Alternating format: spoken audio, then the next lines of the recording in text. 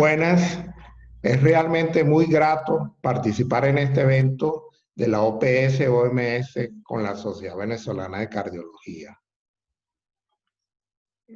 Hoy me voy a referir a la enfermedad COVID-19 producida por el virus SARS-CoV-2, que ha sido considerada como una de las peores catástrofes desde el punto de vista de salud pública, desde el punto de vista social y económica. Y quiero comenzar resaltando 3 puntos fundamentales en relación con la repercusión cardiovascular del COVID-19. El primero, el COVID-19 es una enfermedad multiorgánica. El concepto aquel de una enfermedad como comenzó en la China, en Wuhan, una enfermedad que producía neumonía grave, es cierto, pero va más allá que la neumonía grave. Es una enfermedad multiorgánica que afecta desde el cerebro hasta los pies, desde el cerebro hasta los dedos del pie. Cerebro puede causar ictus, encefalitis, convulsiones, trastornos psiquiátricos en el 40% de los pacientes hospitalizados con COVID-19. La nariz, anosmia. Los ojos, conjuntivitis. Las complicaciones del corazón, que son las más importantes después de la complicación pulmonar y son de las que tienen mayor importancia e implicaciones pronósticas. Por supuesto, la neumonía severa que puede ocasionar el COVID-19 desde el punto de vista de afectación gastrointestinal. Pues el 20% de los pacientes con COVID-19 presentan diarrea. El hígado, 40-50% de los pacientes hospitalizados con COVID-19 van a alterar su función hepática. La piel, lesiones de la piel en el 20% de los casos, incluyendo los famosos dedos COVID. La sangre produce alteraciones hematológicas en los glóbulos rojos, alteraciones en la ferritina, glóbulos blancos, la catástrofe de los linfocitos, produce una linfopenia severa, las plaquetas, activación plaquetaria y produce trastornos de coagulación. El COVID-19 es una enfermedad protrombótica, favorece coágulos, trombosis, más coágulos y trombosis que hemorragias. La afectación renal, 40% en algunas series, 30% en otras, tienen alteraciones renales que pueden llegar a la insuficiencia renal y esto llega a aumentar las complicaciones, la mortalidad por el COVID-19. Como ven, es una enfermedad multiorgánica. En segundo lugar, la repercusión cardiovascular. ¿Cuál es el mecanismo por el cual el COVID-19 produce alteraciones cardiovasculares? En esta figura se muestran los múltiples mecanismos. Por un lado, el virus SARS-CoV-2 entra directamente a través de la célula endotelial, la célula epitelial de los pulmones y a través del miocito en contacto con el receptor ECA2 ingresa a la célula y produce un daño directo que favorece la lesión miocárdica. Pero por otro lado, produce una respuesta inmunológica anormal, la famosa cascada de citoquinas, donde uno de los actores principales es la interleuquina 6, pero no el único. Esta famosa cascada proinflamatoria también produce daño miocárdico, produce alteraciones del sistema nervioso autónomo, produce alteraciones hepáticas. Y por otra parte, ciertas terapias que se han utilizado en el COVID, aunque cada vez menos, como es la hidroxicloroquina y la citromicina, pueden alterar el electrocardiograma, las propiedades electrofisiológicas del corazón y producir un intervalo QT largo, como el que se muestra en la parte inferior derecha, y arritmias potencialmente letales, como esta taquicardia ventricular, que ustedes pueden ver que la punta del QRS cambia de arriba hacia abajo, se tuerce. De ahí le viene el nombre de torsade de Poix, que le dieron los autores franceses, que quiere decir que se tuerce la punta. Los primeros La primera descripción es de autores franceses. Más detalles sobre la complicación cardiovascular, el mecanismo fisiopatológico. El COVID-19 se observa en el COVID-19 ocasionado por el virus SARS-CoV-2 una alteración severa del endotelio, una endotelitis, vasculitis. Puede ocasionar enfermedad, una cardiomiopatía por estrés tipo Takotsubo. Puede producir alteraciones tipo infarto del miocardio por el mecanismo tipo 1, que se rompe una placa de aterosclerosis en una arteria epicárdica, o tipo 2 por un desbalance entre la oferta y la demanda. Hipoxia está produciendo por un lado y aumentando la demanda por otra parte, y esto además de la hipotensión que produce el virus y la acción directa del virus y el efecto inflamatorio produce un daño miocárdico. Así tenemos en esta tabla la cantidad de posibilidades de repercusión cardiovascular que produce el COVID-19.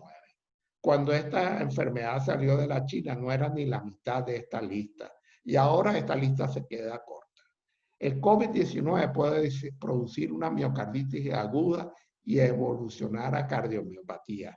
Inicialmente no se reconocía bien la miocarditis aguda. Cada vez hay más evidencia utilizando técnicas de resonancia con realce tardío, con gadolinio, de que produce una miocarditis, alteraciones en la subepicárdica típica de la miocarditis, biopsia endomiocárdica, donde se observan los criterios de miocarditis, de los criterios de Dallas, evolución a cardiomiopatía, arritmias y trastorno de conducción. Casi todas las arritmias las puede provocar el COVID-19, desde la más sencilla, la taquicardia sinusal, que es la más frecuente, hasta la fibrilación ventricular y muerte.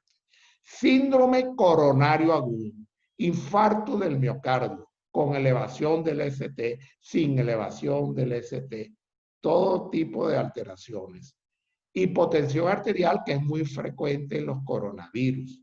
Insuficiencia cardíaca. La insuficiencia cardíaca puede ser en un paciente que no tenía lesiones previas del corazón, o sea, una de nuevo comienzo, insuficiencia cardíaca aguda, o en un paciente que había tenido insuficiencia cardíaca, estaba compensado y se descompensa. Shock cardiogénico. Produce trombosis, embolismo pulmonar, sistémico, ACV embólico. Muerte súbita. Es de terror esta complicación. Pacientes que tienen un COVID-19 y de repente mueren súbitamente. La pericarditis, que puede ser desde muy leve hasta taponamiento cardíaco. Incluso hay una técnica especial para hacer el ecocardiograma en los casos de COVID-19. El paciente está en posición prona, que es la mejor para ventilarlo, y utilizando una sonda de eco transesofágico conectado al equipo del eco, se introduce la sonda entre la piel y la cama y se logra excelentes imágenes. El síndrome multisistémico inflamatorio pediátrico, llamado MIS, o también llamado Kawasaki-like, o parecido al Kawasaki. Hay reportes recientes que dicen que debería diferenciarse del Kawasaki, porque los pacientes generalmente tienen en este síndrome MIS edades mayores a 5 años, porque la lesión miocárdica es más severa, porque la lesión inflamatoria es más severa, porque la raza es diferente, más en afroamericanos y hispánicos. La combinación de síncope con bradicardia. Nuestro grupo realizó un estudio multicéntrico con participación del Hospital Jackson Memorial de Miami, el doctor Mendoza Brito, de la Clínica Mayo, la doctora González, en Chile la doctora Urbaneja y en Venezuela también la doctora Mateo, sobre la aparición de bradicardia primaria antes de aparecer los síntomas respiratorios, antes de aparecer complicaciones más severas. Una bradicardia que no se explicaba por drogas o por una hipoxia, por otras alteraciones. Es lo que llamamos la calma antes de la tormenta. Ténganlo presente. Y recientemente a esta lista se agregó el síndrome post-COVID-19, que es fundamentalmente afectación cardiovascular. Hay un reporte de un estudio en Alemania utilizando resonancia magnética que demostró la presencia de daño miocárdico en 70% de los pacientes recuperados de COVID, incluyendo que era independiente si el COVID había sido severo o había sido leve. Independiente de esto, realizaron resonancia magnética en estos pacientes, tenían un 60% de evidencia de inflamación, miocarditis en T1 y T2, realce tardío al normal alrededor del 40-50% de los casos y realce pericárdico en el 25% de los casos. ¿Cuál es el futuro de estos pacientes? No sabemos. ¿Qué va a pasar con esa inflamación a largo plazo? ¿Van a evolucionar a la cardiomiopatía? Está por verse. Es un reto para la cardiología. Recientemente, el CDC presentó una actualización de las guías para identificar qué personas que tienen COVID-19 tienen alto riesgo de desarrollar una forma severa, lo que todo el mundo quiere identificar. ¿Cómo identificar a aquella persona que tiene riesgo de tener un COVID grave? Ir a cuidados intensivos, a ventilación asistida. Y estos son los principales factores. La edad. Aunque la edad estaba previamente señalada en las guías, existía una edad que se decía más de 65 años. Ahora cambian la edad. La edad se considera una variable continua. Mientras más edad, más peligro. Quiere decir que el que tiene 40 años tiene más peligro que el que tiene 30, el que tiene 50 más que el que tiene 40, y así sucesivamente. Esto no quiere decir que los jóvenes estén libres de peligro. Los jóvenes también tienen peligro de desarrollar una forma severa y de morirse. Así que no es muy recomendable ese postulado de que vamos a infectarnos todos, si son jóvenes no importa, le va a dar una forma leve. No, porque es casi, como como han dicho varios autores, casi como hacer la ruleta rusa. Tú no sabes a quién le va a tocar una forma grave de COVID-19. Así que no, tampoco se recomienda que la población se exponga al virus. La enfermedad renal crónica, otro factor importante que aumenta el riesgo. El EPOC, la enfermedad pulmonar obstructiva crónica. La obesidad, que definieron con un índice de masa corporal de 30 o más. Estado inmunocomprometido, como los que se ven en los que reciben medicación antirrechazo, que han recibido un trasplante y otras enfermedades autoinmunes.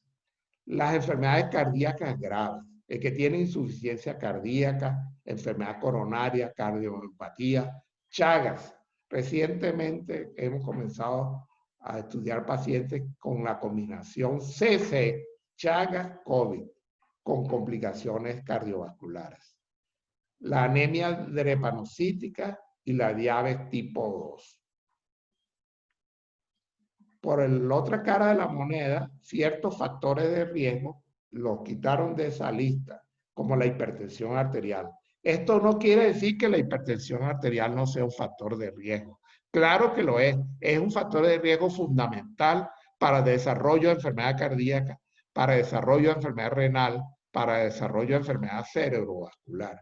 Solo que si no existen estas complicaciones, la hipertensión per se, primero, no aumenta la frecuencia con que se infecte una persona del virus SARS-CoV-2. Segundo, per se no aumenta el riesgo si no tienen esas complicaciones. También el asma bronquial, enfermedades cerebrovascular, demencia y el embarazo. La tasa de fatalidad, de mortalidad por COVID-19 aumenta en la medida que esté presente la enfermedad cardiovascular, en medida que esté presente la diabetes, en medida que esté presente la enfermedad respiratoria.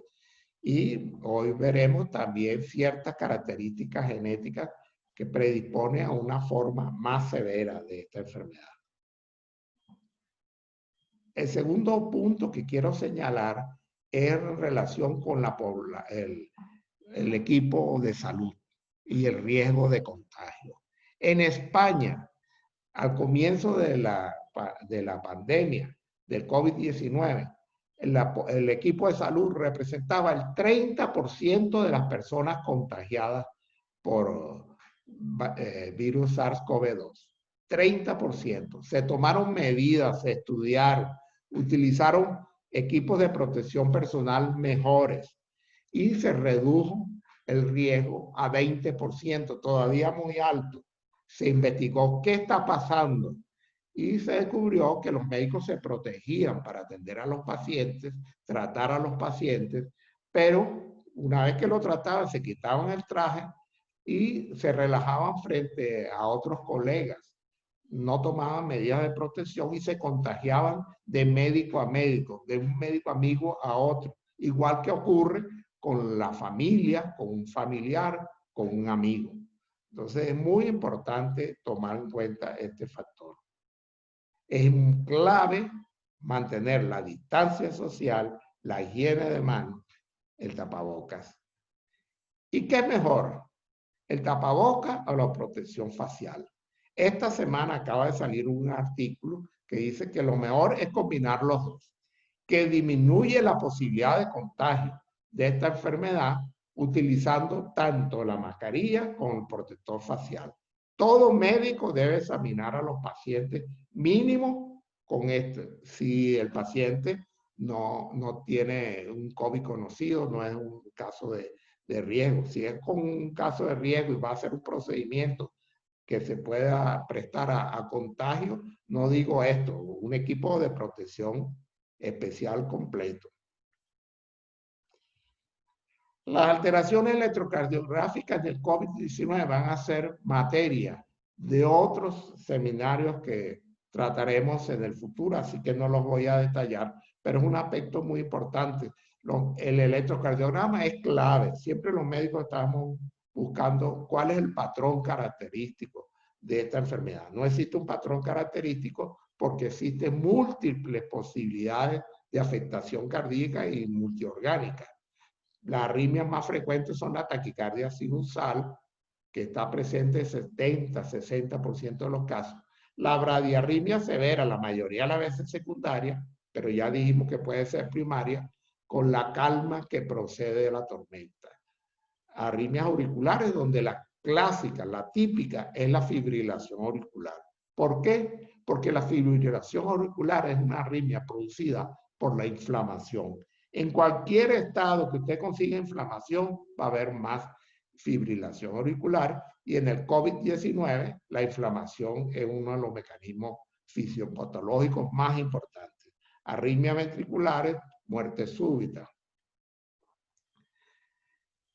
En esta figura muestro el resultado, un estudio de nuestro grupo sobre la seguridad del personal médico, paramédico, que atiende pacientes con COVID-19 en América Latina. El resultado ustedes se lo pueden imaginar, que no estamos tomando las medidas adecuadas, que menos del 50% usa, por ejemplo, la mascarilla N95, ni hablar de trajes de protección, que es una necesidad en toda América Latina, en Venezuela, en todas las ciudades de Venezuela, para evitar el contagio del personal médico y paramédico.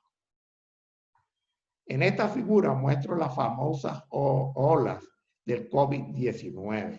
Esta figura está tomada del doctor González Guanatey, que fue presidente de la Sociedad Española de Cardiología, muy cercano a la Sociedad Venezolana de Cardiología, y muestra cómo la primera ola, que está aquí en rojo, que es debida a la morbilidad y mortalidad por el COVID. En este momento estamos aquí en la fase ascendente de esta curva.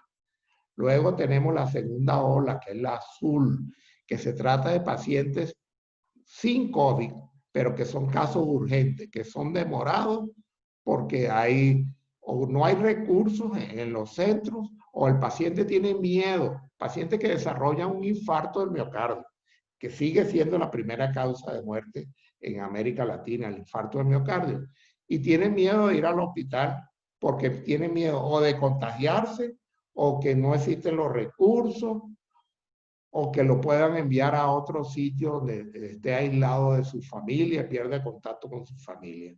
Entonces, cuando consultan, ya consultan con complicaciones cardiovasculares que teníamos tiempo que no veíamos de esa magnitud, como son complicaciones mecánicas, rupturas, perforaciones, alteraciones de las válvulas cardíacas, todo consecuencia de no recibir una atención rápida.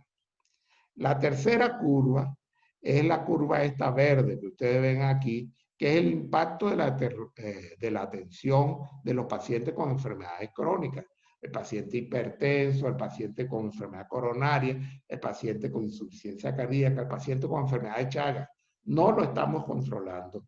Las consultas están suspendidas en este momento, todo en favor de atención de los pacientes de COVID, y se complican, ya tienen varios meses sin consulta y se están complicando.